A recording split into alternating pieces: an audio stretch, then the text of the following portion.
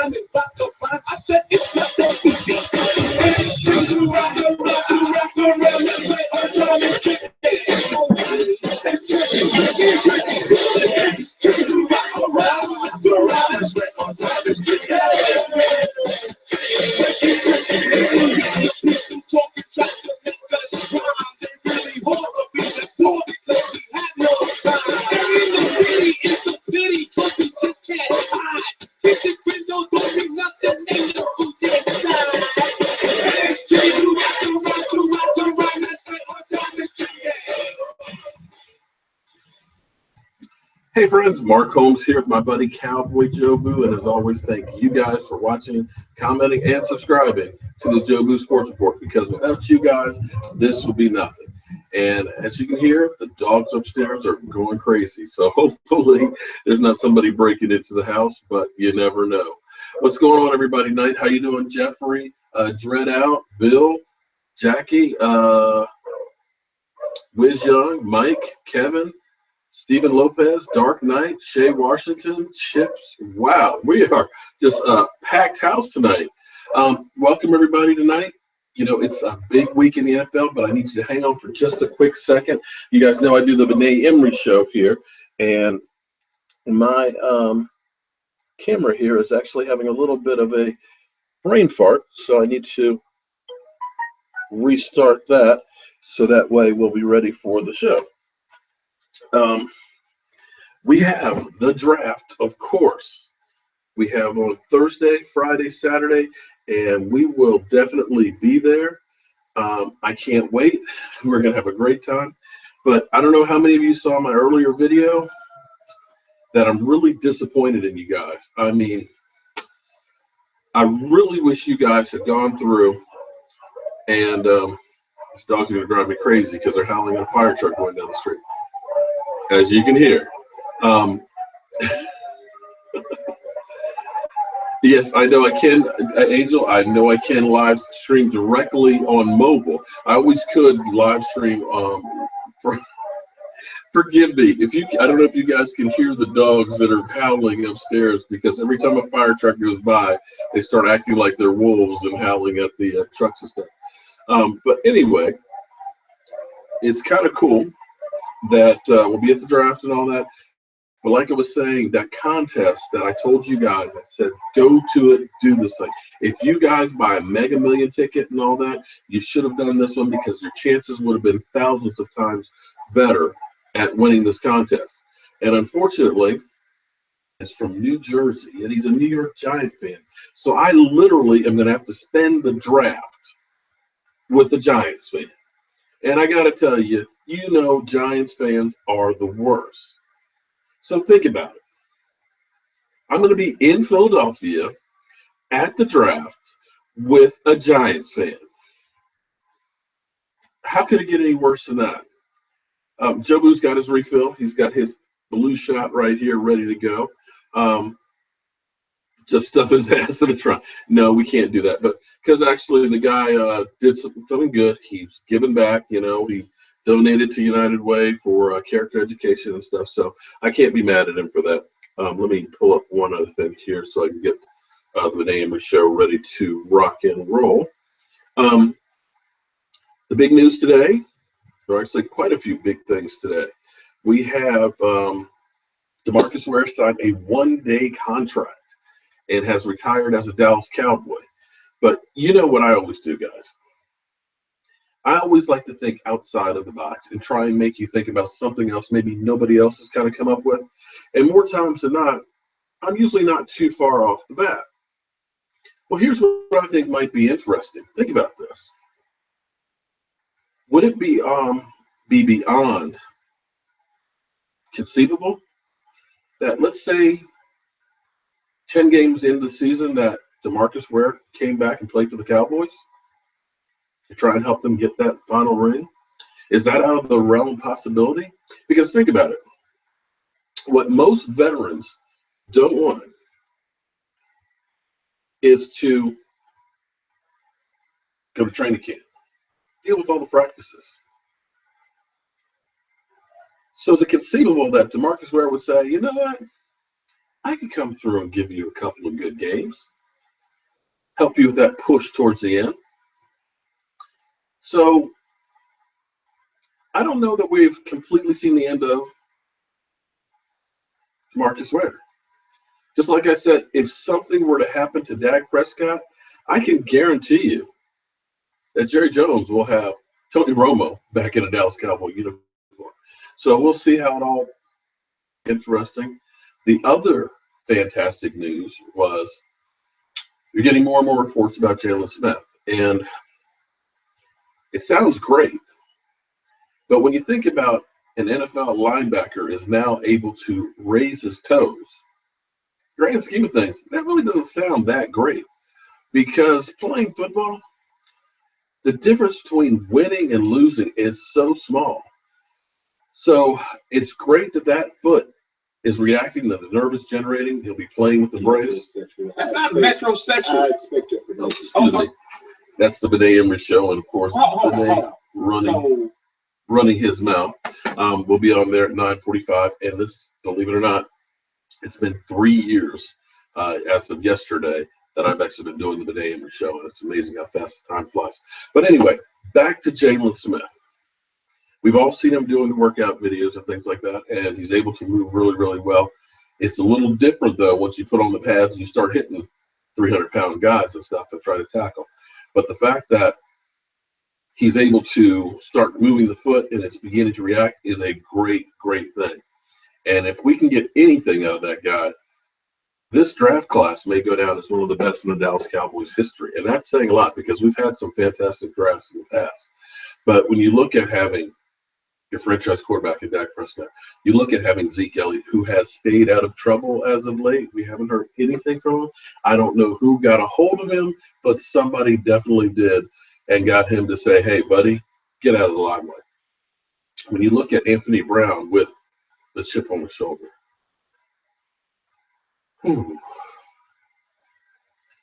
I love the concept. I love a guy that plays with a chip on his shoulder. But damn, that's an ugly tattoo. Ooh. You know he's going to definitely get choked on that one. And maybe that'll put a bigger chip on his shoulder because, man, that's bad. But you look at Collins, we're hearing that Tapper should be ready to practice with the OTAs, that all of a sudden this draft looks pretty damn good, pretty awesome as a matter of fact. So you put that in there and you put Rico Gathers in there, who is talking the talk that you want to hear. He's not just happy to be on the team. He wants to be a player on the team. He's working hard. He's working with former players and stuff, Hall of Famers and things. So he's trying to get ready. You look at guys like Lucky Whitehead, who tailed off from the season and kind of got into the doghouse, who's hungry now to turn his career back around, working out like crazy. And you don't hear negative stuff from the Dallas Cowboys. So that's why I'm excited. But, of course, we have the 800-pound gorilla being the NFL draft. Now, what I announced earlier on a video where I told you guys that I'm pissed off at you is we are going to have a draft contest. So if you go to that video where JSR hosts pissed off, comment on who you think the Dallas Cowboys will draft at that first pick. What I'm going to do at the draft is I'm going to try and make sure I find a Dallas Cowboy draft hat.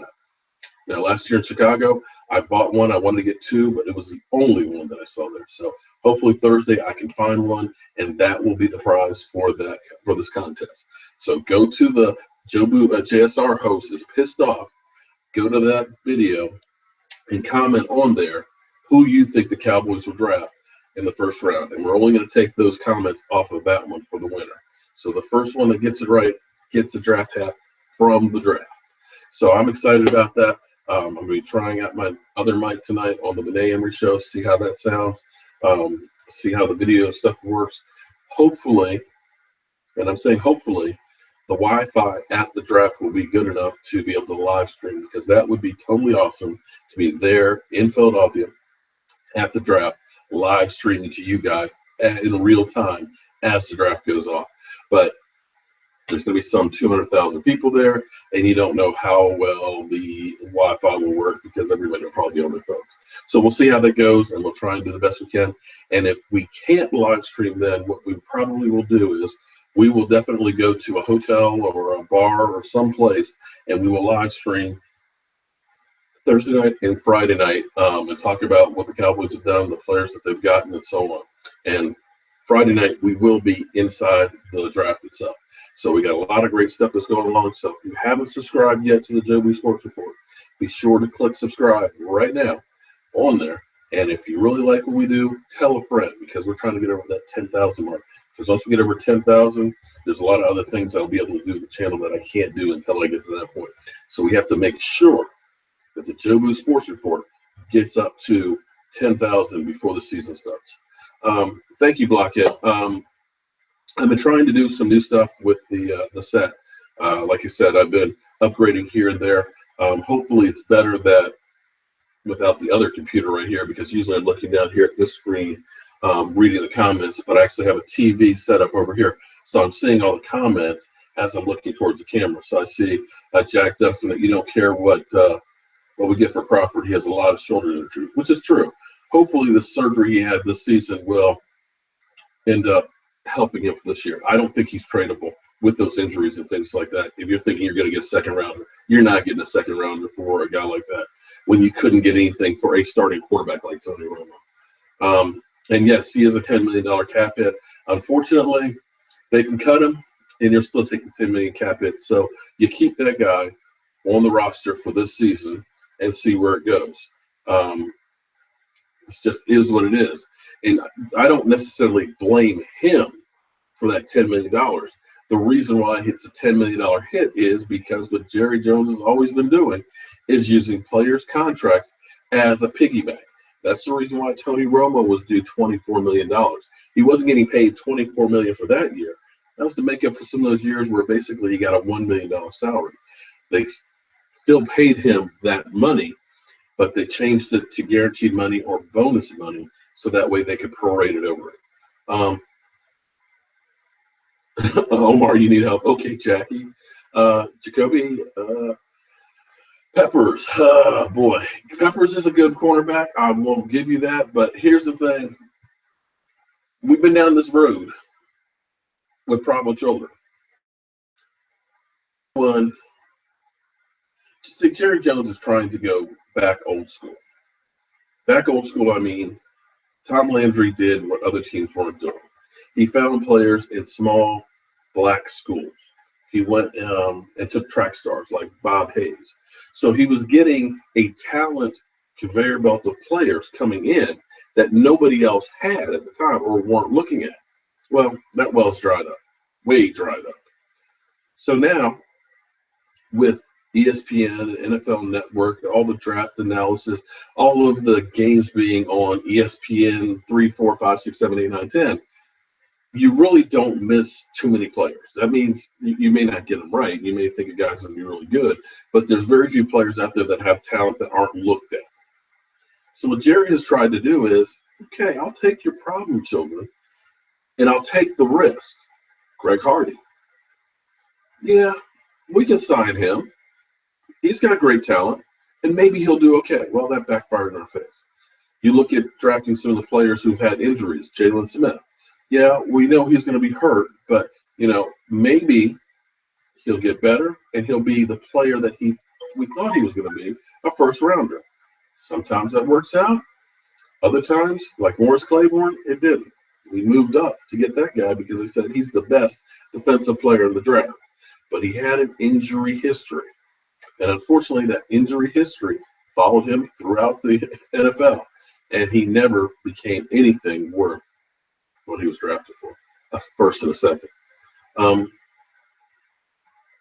I agree with you, Yanis. I'm not crazy on Peppers. I would say stay away because the guy, in my mind, it's like this. Okay, you can get weed out your system. The NFL tests you once a year. That's it. Unless you get into the drug protocol because you failed the test. So that means you just got to be clean a month or two. If you're a college player, one big interview, it's going to determine the rest of your career. If you can't be clean for the combine, you ain't ever going to be clean. That's your one test. Show up, be healthy, run the 40 real good, jump real high, lift some weights, don't answer stupid questions, and pass a drug test. And like I was saying, that weed isn't the bugaboo that it used to be, you know? Weed is becoming more and more accepted. However, the rules are the rules. And you want guys that understand this is a rule. I got to follow this. Because if you're not disciplined enough to follow that rule, are you going to be disciplined enough to follow the game plan? Because here's the thing with football. It takes one guy to fuck up a play. Excuse my language. One guy misses his assignment. It's a touchdown. Flat out. If the flat is my area and I go deep, guess what? Odell's going across the middle all the way. And that's the difference between winning and losing. So I would rather take a guy who's disciplined, who busts his ass, doesn't feel entitled, than a guy who can't follow the rules. But then that's just me, and I'm a guy with a day job and a voodoo doll. So what do I know? And I'm hoping that the Cowboys, Sidney Jones is injured, like Ross. Ross is another one who ran fantastic in the 40 wide receiver, but he's had an injury history and he's kind of on the smaller side. So do you take a chance on a guy like that who may end up being impactful, but he may be broken down? I want a guy who can stay, or has proven thus far that he can stay healthy. Don't give me any project picks. I want a guy who can help us right now. Oh, come on. We need to draft a quarterback in the early second round? Man, get out of here, buddy. Really?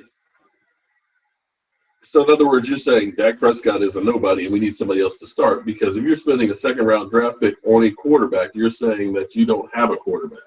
Because I'll be honest with you, the guys that are there at quarterback, I'd say they all are project quarterbacks. I don't see any of them that are that good.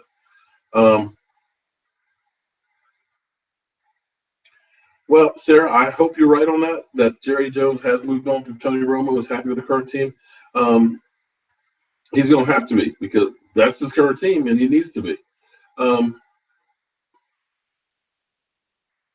That's what I was saying about John Ross, because John Ross, it's not just his knees. Supposedly, they're denying that he had 2 ACL injuries in his knees, but he's also had shoulder injuries, and he's a small guy. So he's got a lot of speed. Don't get me wrong. Speed is good, but there's the thing about the combine is this. Very rarely are you running in a straight line 40. It's a great measuring stick to see how fast you really are. But being able to cut, stop on a dime, being able to move, be able to make fakes are more important than necessarily that speed. You have a lot of Hall of Famers. Jerry Rice wasn't that fast, but he could run precise routes and he could stop on a dime. And that's what you have to understand. Emmitt Smith, he wasn't the fastest running back out there, but he had skills. So when you look at the combine, understand that the same way you train for the ACTs or the SATs, so that we can pass that test, that's the same thing that college guys do. That's why you end up having guys that go through the combine and they're workout warriors. They say, damn, that guy's Brett's pressing like crazy. His 40 is fantastic. He's got the shuttle run down. But then he gets on the football field and he can't play. And you look back at his film, it was a so-so play. But when you think about football, and I'm sure some of you guys, a lot of you guys played high school football. I'm sure some of you played some college football. But on average, about 2% of high school players go on to play college. Not a lot. And of that 2% that go on to play college, less than 0.5% go on to the NFL. So you're talking about the cream of the crop. You're talking about all guys that are fantastic, all these guys that have been MVPs and so on and so forth. So the difference is not that big once you get on that level. It's about the skills. It's about being able to make that one little blink of a second move or to get the guy across from you to think. That's why guys like Charles Haley get under your skin and make you pissed off. That would be all he would need to get that crease to get to the quarterback. Just get that guy thinking. Because Charles was not exactly that big size-wise. He was tall, but he was only about 240, 250. So it's not always the biggest guy or the fastest guy.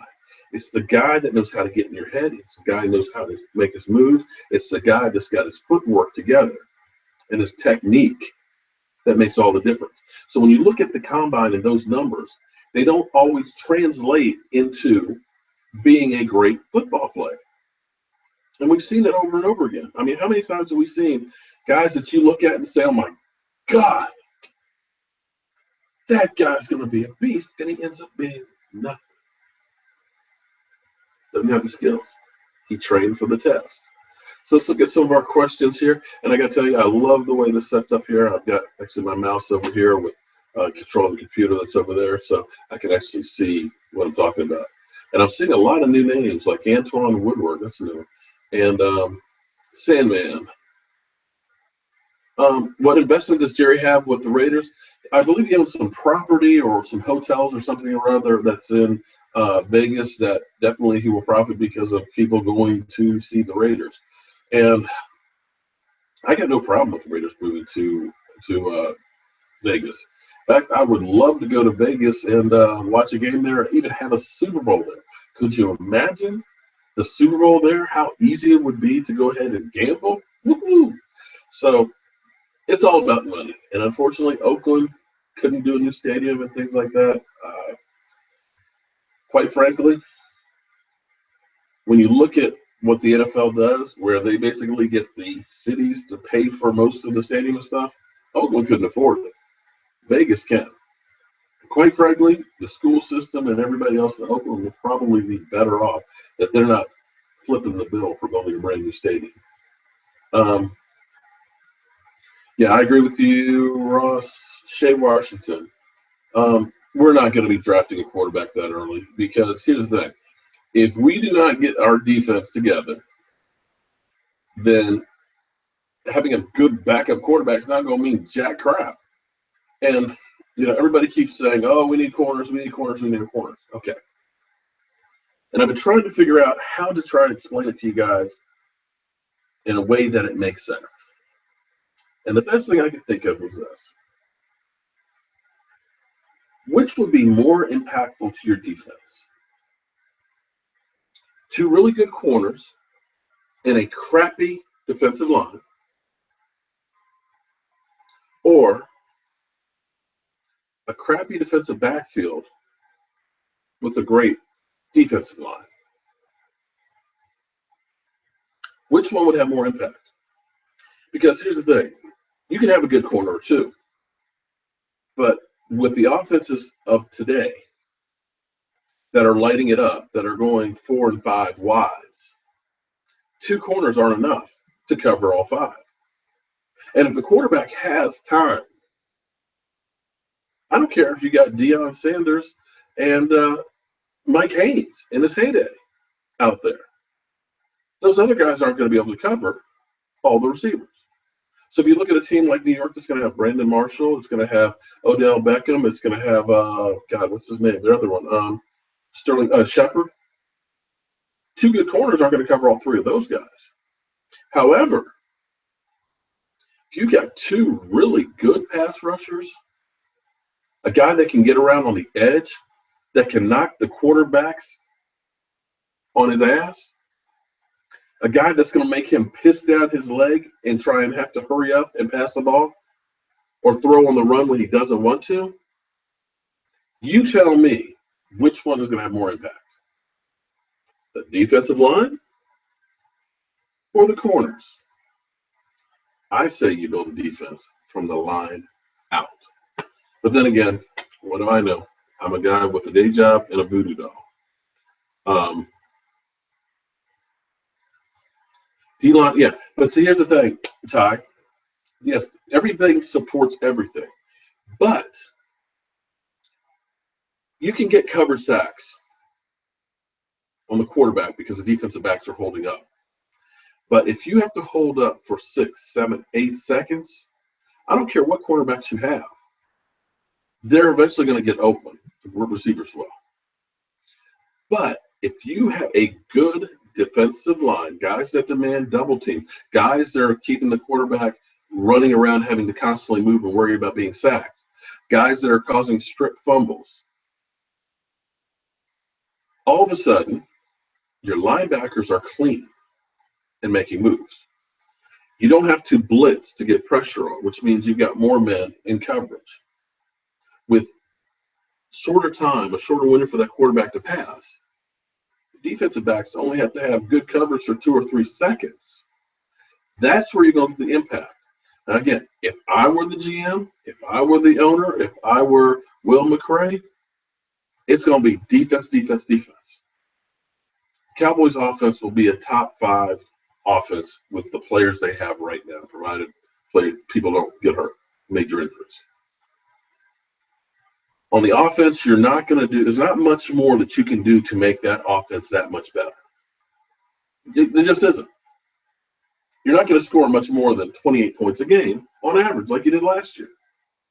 But where you're going to be able to pick up a whole lot of ground is that defense. And if you get that defense start getting some sacks, that defense start getting some turnovers, that will make that offense that much better in the way that the offense holding on to the ball last year made the defense that much better. So that's where we are. That's my personal thoughts. And again, some people say I'm an idiot, and that's fine. I'm just giving you my thoughts, my opinions, the way I think the team should go. Only 2 war daddies in this draft, Garrett and Bart. But here's the thing, though, Kevin. You think Charles Haley was a war daddy? Pretty good, 100.5 sacks. You can almost say that him leaving San Francisco changed the power to the Dallas Cowboys because they won 3 more Super Bowls with him. He's a 4th-round draft pick out of JMU, Division I AA school. A school that didn't have a winning record when he was there. So you can't say that there's only 2 war daddies. You don't know what may come with the guy from down the road. Because you can look at Tony Romo and the career he had being undrafted. You can look at Tom Brady, 6th-round draft pick. You can look at Dak Prescott, 4th round. Russell Wilson, 2nd round, or 2nd or 3rd round, somewhere in there. He was not rated very highly.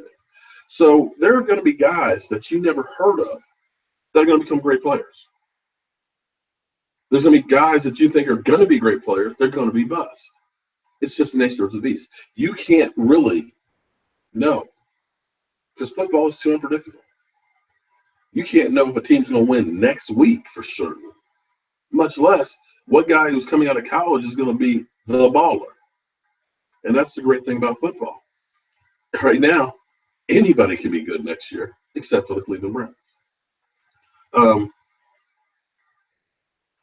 Well, here's Warren Sapp saying that, Myles Garrett could be a Hall of Famer. Myles Garrett could be a bust. You never know. Warren Sapp may be trying to say stuff just to get his name into the headlines these days because after all the stuff that he's done, because he's a dumbass. He's not getting any work. He's not working for anybody, as a matter of fact. You just don't know. I mean, Garrett's got all the tools. The question is, will he be able to put together? I see Victor's here. I see Bradley's here. Jacob. And a lot of people I haven't seen before. Welcome to the show, guys. If you're new to the Jobu Sports Report, thank you guys for joining and being part of the mojo. We're a small but growing group of Dallas Cowboy fans that love to talk about Dallas Cowboy fans. But we even have fans of other teams. And I found out, was it Sandman? Is actually an Eagle fan in disguise, has no beef with the Dallas Cowboys, but enjoys the show. So thank you guys, and welcome to the show. One of the many things that I do is I butcher names. So we got Tupac here. Jeramosa. Sorry if I butchered up your name, but I do the best I can. Adrian, Jackie, how are you doing tonight? I know I saw Sarah in here somewhere. Marquise, Jack Duncan, wow. Michael Reyes. A lot of people I do not know. Raymond. Everybody loves Raymond. Crystal, Dark Knight. Wow. So don't forget to go to the I'm Pissed video and put up who you think the Dallas Cowboys will draft in the first round, because I definitely want to give away that draft hat. And any of you guys that are live in Philadelphia or going to the draft, hit me up on Facebook, and I'll let you guys know where I'll be. Most of the time, I will be at Draft Central.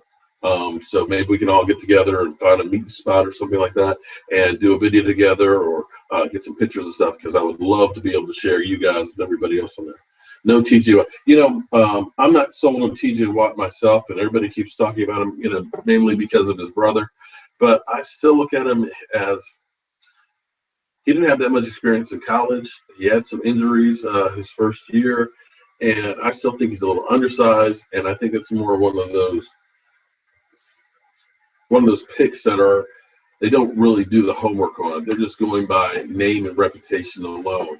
And you see a lot of that with the NFL. And I think that's what happened with Dak Prescott, because Dak Prescott didn't go to the quarterback factory, because quarterbacks don't usually come out of the Southeast Conference. That's why everybody said, oh, he's Tim Tebow. And I'm sorry. There was nothing that said Tim Tebow from the college films that I watched. I think that was just laziness on the scouts' part, just figuring that this guy's not going to be anything, so why bother? But we'll see what happens. I would like to make it Taco Sundays myself. Taco, I think, would be fantastic on the team. How far would you trade back in the first? Well, basically, you can't trade but so far back in the first, because you got the 28th pick. And it may be that you trade back in early into the second, because I could see the Cleveland Browns having those first-round picks up in there, looking at New England and trying to be like them and saying, okay, we've got 2 first-round picks. Let's go ahead and trade and get that other one and see what we can get. Maybe we end up trading with Cleveland or somebody like that who's got like the first or the second pick in the second round. I would love to see something like that where we get a couple of really good high second-round picks. But we'll see what happens. Taco has a lot of potential, and that's where, let me butcher his name now because I can never say it.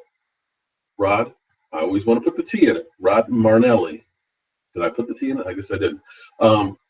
Is great with getting the most out of guys. He's never had primo guys to work with, but what he has been able to do is take guys that are so-so or journeymen or nobodies and get the most out of them. Sarah, I'm feeling like that with you too, but here's the thing. When we look at the schedule, half of the teams that we're looking at as being great teams are going to take a step back. It's just a natural progression of things. And you have to hope that the Cowboys can buck the last 12-year history of the NFC East leader losing it the next year. We haven't had a back-to-back winner since the Eagles in 2003, 2004. So what we hope for is, we hope that the Cowboys can stay up there on top. We hope that some of those guys that look like they're supposed to be really good teams take a fall back. I look at Atlanta. I think Atlanta could be like uh, Carolina did, Super Bowl hangover. Losing that game, the way they lost it, could be one of those things that just screws up the whole season for them. I look at Green Bay. Green Bay still has Aaron Rodgers, who is now Mr. LA. He's hanging out in all the clubs over there. Him and his girlfriend, mom, have broken up, and I'm not sure he's taking it that well. I'm hearing that he's not working out with the team like he used to, and it's kind of gotten Hollywood. You don't, you think that Green Bay may be taking a step back. You look at Seattle, who has been good for a long time, but over the last couple of years, they've looked like they've been kind of steadily going downhill. Russell Wilson's having a harder time staying healthy. You know, Richard Sherman, you've got that whole drama now. He reported for OTAs, and they're basically saying, okay, we're just going to forget about the trading thing and all that. You have to wonder, how well is that team going to do? Because when you're good, when you go to the Super Bowl, as opposed to the teams that are out and aren't in playoffs, you're practicing and playing for a month longer. You're playing 3 or 4 more games. And going to 2 Super Bowls, it's basically like an extra season that they put on those bodies. They may not be that old, but then the recovery window is very, very short. So you don't have a whole lot of time to get your off-season surgeries and do your workouts and things to get strong in there. And that's one of those reasons why I think Seattle is going to be going and taking another step back. We've got the Cardinals. Cardinals really don't have a quarterback anymore. Carson Palmer is really a shell of himself, and I think he's going to end up being more like a Peyton Manning in his last year, and they're just holding on to it because they don't have any other choice. So those teams, I don't think are going to be that good. I look at Denver without a quarterback. They may take a step back. So at the moment, our schedule is supposedly ranked, I think, 10th worst in the NFL. But until the season starts, you really don't know if it is that bad or not, because somebody's going to come through that you don't expect, and they're going to be really good. And the teams that you expect to be really good are going to go into the basement. And let's just hope that we're not one of those ones that go into the basement. Malik McDowell with David Irving, oh, that would be a great combination. Like I said, I'm not Lucas. I'm not Owen Peppers. You know, he may drop to the second round or late first round, but I'm not one that I would take a fly on it. But you know, Jerry Jones, he's always unpredictable. Dak will have a tough year. Well, I think the whole team's going to have a tough year. But here's the thing that I like about Dak. Usually, when a rookie quarterback does really well, and I hate to keep using RG3 as an example, but they get a big head. They're doing all kinds of contract endorsements, you know. They're on all the late night shows, you know, and they're figuring, I don't have to work out. I got it. I am the man. Look what I did. That's not Dak. Dak has been low key. Dak has been working his butt off with his teammates, with uh, coaches. He's been getting his stuff together because he wants to win a Super Bowl. And I don't think he's going to take a step back like everybody keeps saying. You know, they kept saying he's going to hit the rookie wall. Yeah, well, he busted that motherfucker down. Dak is not, believe me, Mark Holmes, which is weird for me to say that. I know he's not. And that's what I'm just using that as a comparison because a lot of quarterbacks get that big head and things. That's a guy who's humble, who's hungry, and wants to win and knows not to take anything for granted because he's been never given anything. He's earned everything he's gotten.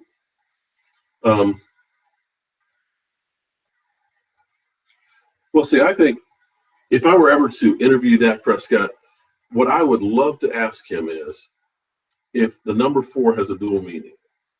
We know it's about his mother's birthday, you know, who died from cancer and everything. But I think that number 4 that he wears too is kind of like his scarlet letter that reminds him that I was picked in the 4th round. 32 teams passed on me for 3 rounds. Nobody believed in me. I'm going to show you guys that y'all all made a mistake. Cowboy by nature, that's a new one. Yeah, the thing I don't understand, and I've asked you guys this before, is how is it if you're a Dallas Cowboy fan that you're rooting for Dak to fail. That just does not make sense to me whatsoever. Regardless of who is on the team, you should want them to succeed because you want the Dallas Cowboys to succeed. You know, you Romo guys that are fans that keep thinking that Romo is so much better, but Romo couldn't stay on the field. If Romo could have stayed healthy and played well, Dak would never have an opportunity. But because he couldn't stay healthy, couldn't stay on the field, that's why Dak got his opportunity. So don't be mad at Dak for doing what he was supposed to do, being ready to play and playing well. You should be happy. We could be the Cleveland Browns who've gone through the Johnny Manziels, the Tim Couches, all of these guys they've used first-round draft picks on and still don't have a damn quarterback. They've signed guys like RG3. We got a quarterback in the 4th round who was rookie of the year, and you guys are mad? Come on, man. You aren't really Cowboy fans. I don't know what you are, but you're definitely not Cowboy fans. Because I personally am happy as can be. And Dak is a great role model. I would love for him to do some charity work for United Way. Just putting that out there so Dak or anybody who's a friend of Dak, let him know that we can definitely hook you up, take care of you. Daniel, oh, you couldn't wait for Romo to leave. Yeah. Romo's first play, I picked Dak Prescott's first snap and incomplete pass. Okay. Well, for Dak to do as well as he did in his first game, I ain't mad at him. Blockhead, you may be right on that some people may not want to see a black guy lead the Dallas Cowboys, but I really wish, and I'm hoping before I go away from this world that we can get past it being a black quarterback or white quarterback. It's just a quarterback.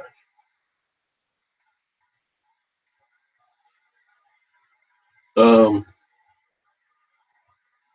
do I think Barry Church will do in his new system? I don't really care how he does a new system because he's dead to me.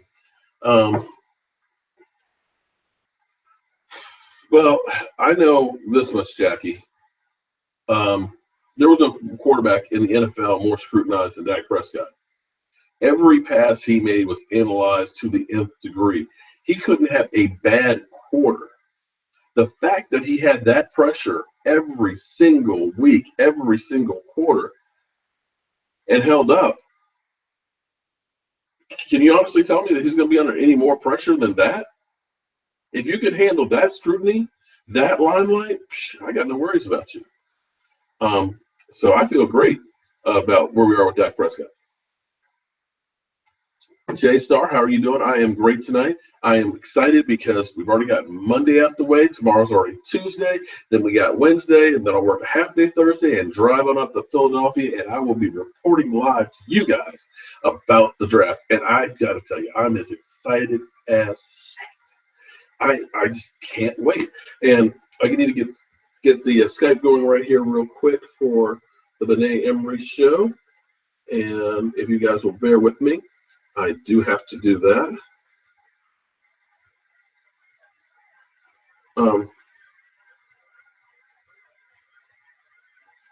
Okay, hold on one quick second, and you guys will be part of the show.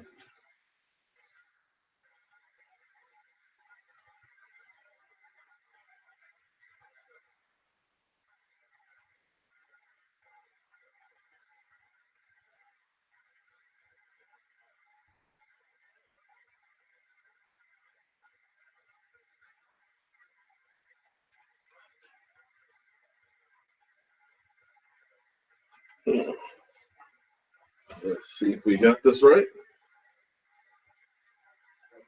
We're going to talk about good production. You got some business?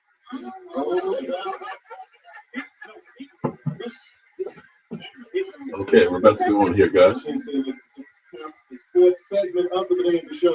Take a shot, Mark. Take a shot. Get started. And the main man who is the emperor of all knowledge concerning the Dallas Cowboys. Shut up. We're retired as Dallas Cowboys. My main man. Welcome. Hey, how are we doing tonight, Benet? Okay, we're actually trying something new. We've been working on the set and stuff here. Hopefully we sound a little bit better. I would say we'd look a little bit better, but if the camera view is better, I'm probably looking worse. But before I go anywhere, I'm gonna pour this one, a bottle of the good one, for you, Benet. This one is for you because this is 3 years that I have been on this show with you guys, and I want to thank you because you gave me the opportunity and you believed in me enough, the guy with the voodoo doll, to be on your show. So I want to thank you, and there's your shot of rum. And since you're not here to drink it, I'm gonna drink it for you.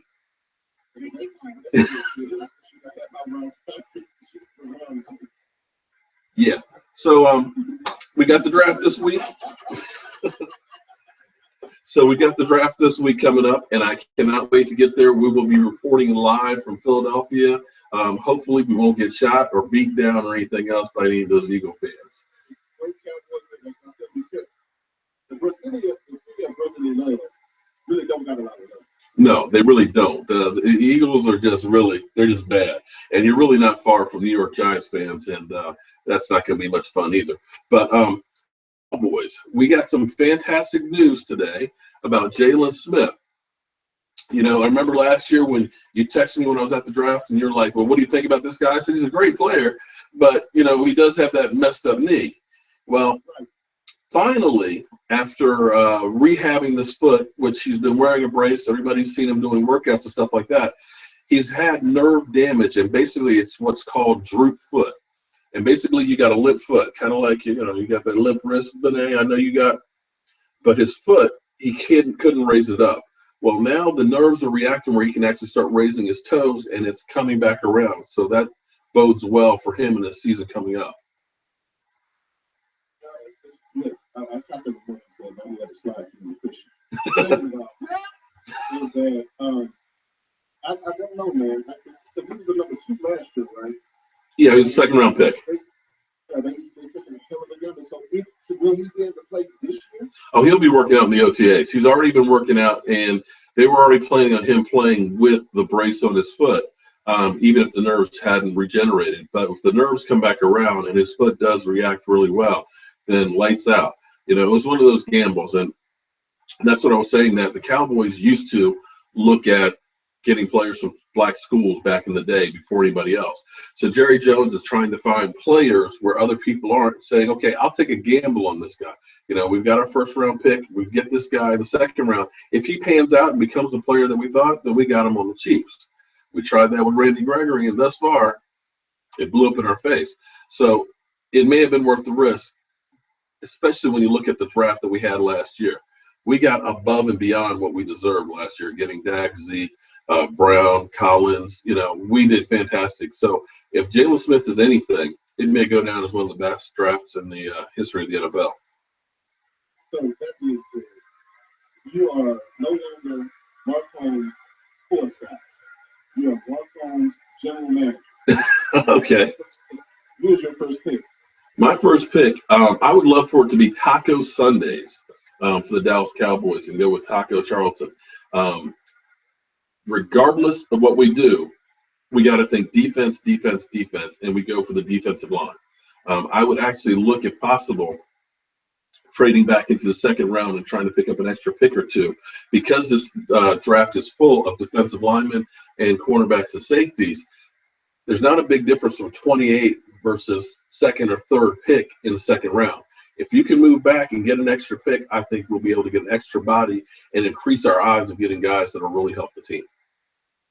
So you're not concerned about that vacant spot. You have that much faith in the college group after Leary left and Free retired, that we should be all right. Yes, definitely. Okay, let's call it what it is. Doug Free was not a great tackle. Doug Free cost us many plays between being offsides and having my, as I always call it, the Olay blocks, you know, where basically he's on skates. I think Collins will end up being able to take up the slack at guard for Leary.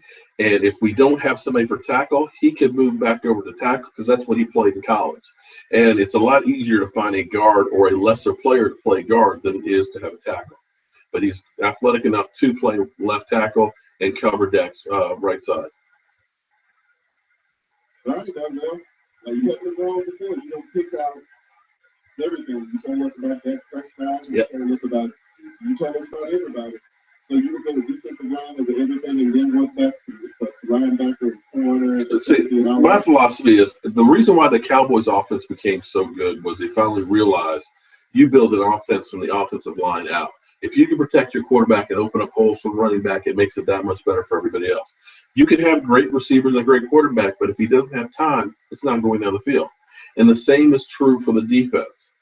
You can have two great corners, that I was telling my fans here on the that are live streaming too. You can have two great corners, but if you don't have a pass rush, they're not holding up for 7-8 seconds like we had to against Aaron Rodgers. But if you get two beasts that are rushing the quarterback, that's making him piss down his leg, that's making him forced to throw quicker than he wants to, it's going to keep the linebackers clean. It's going to make the cornerbacks not have to hold up for more than 2 or 3 seconds. It's going to make your defense that much better. You get your biggest bang for the buck with defensive linemen.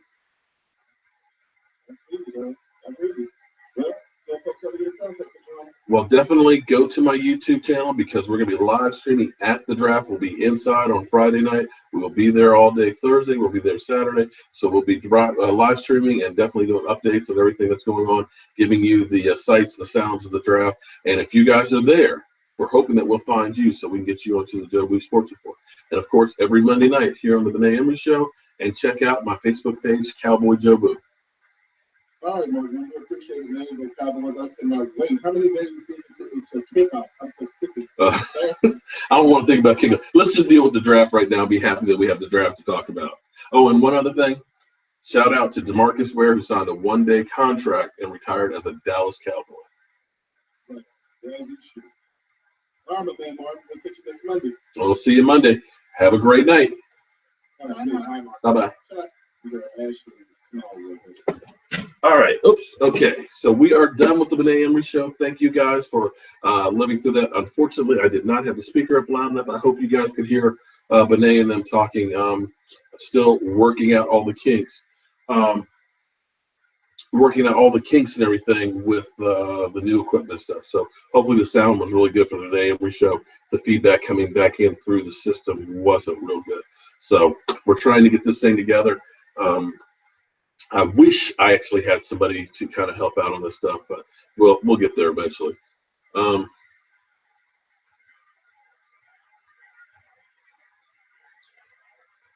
Let's see, where were we? Well, Bill Parcells, I missed that part about Jason Witten should retire. The thing you got to understand about football is it's brutal. The hits you take, they accumulate. The more of them you take, the worse shape your body will be in. And sooner or later, you may not realize it at the time because these guys have conditioned themselves that you just ignore pain. Eventually, your quality of life is not always that good. That was one of the reasons why I was glad that Tony Romo said, you know what, I'm going to hang it up. I mean, when you start breaking bones in your back, because you've got football players that are half crippled that haven't broken bones in their back, just from the regular wear and tear and compressions on it. When you start breaking bones in your back on a regular, by the time he's my age, his body's going to be really hurting. Same thing with Jason Witten. He's got a lot of hits in that body. I don't think he's anywhere near the shape that Tony Romo is in, but you wouldn't want him to stay until he physically just can't play anymore, because I've seen too many of these guys later in life. I remember seeing Jim Kelly at the Super Bowl in Dallas, and he was sitting down on the couch, and I was like, Jim Kelly, hi, I'm great fan, congratulations, and all the trips to the Super Bowl and everything else, wonderful career you had. Would you mind if I take a picture with you? He said, sure. He said, but you're going to sit down on the couch because I can't get up. And you're talking about a guy who was only a few years older than me, who couldn't get up off the sofa. And that's when you start looking at, I've got, some of you probably noticed how my fingers are a little bit crooked from being broken a few times. You look at Roger Staubach, there's like big knots on both sides of it. You start seeing some of these guys that literally can't walk. Earl Campbell, both hips being replaced, and in a wheelchair. You start to say, enough is enough, guys. We appreciate everything you did, you still have a life to live after football. And we forget about that with players, that they hurt a lot. We don't remember that they're human. So when we see a guy get knocked the hell out, and it's like, oh, great hit, we're not realizing that this guy may be suffering dementia down the road. We just think about the victory. What these guys give up for our entertainment, we're talking about years off their lives. So hats off to everybody that's played the NFL. And I don't care what team that you play for. Because what you've gone through to get there, what you've gone through to stay there for our entertainment, can't thank you enough.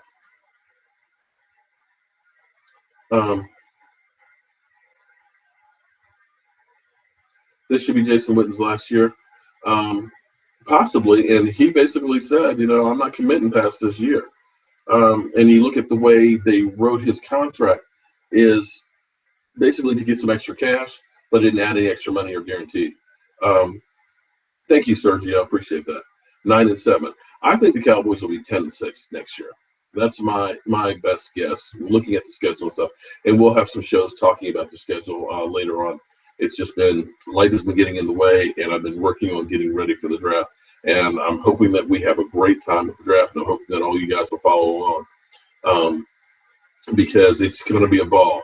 I'll be up there with hopefully about 200,000 other NFL fans, and I'm hoping that you will be one of them. Sarah Green, I would love to see 15-1, but I'm not banking on that one. Victor, hey, how you doing tonight? Well, they said Tapper's going to be ready for OTAs, that he's actually getting healthy, so we'll see what he can do. Quick shot of Honey Jack for me, Jobu. Okay. Yeah, well, believe me, I'm going to take care of these before I head upstairs and go to bed. But 11-5, I'd be more than happy with 11-5. 10-6. 10-6 should be doable. Well, yeah, George Jenkins was talking smack about Dez, and Dez is pretty much saying, yeah, I'll take him. So I kind of like that little bit of banter, It's kind of like with, what's his name, with the Redskins. He's always talking smack and doesn't seem to back it up. Ty, that's a new one. Joey, thanks for joining in tonight. Trey Deal. 10-6, I think, really is realistic. We're not going to win them all as much as everybody thinks we will. We won't. Let's be realistic on this thing.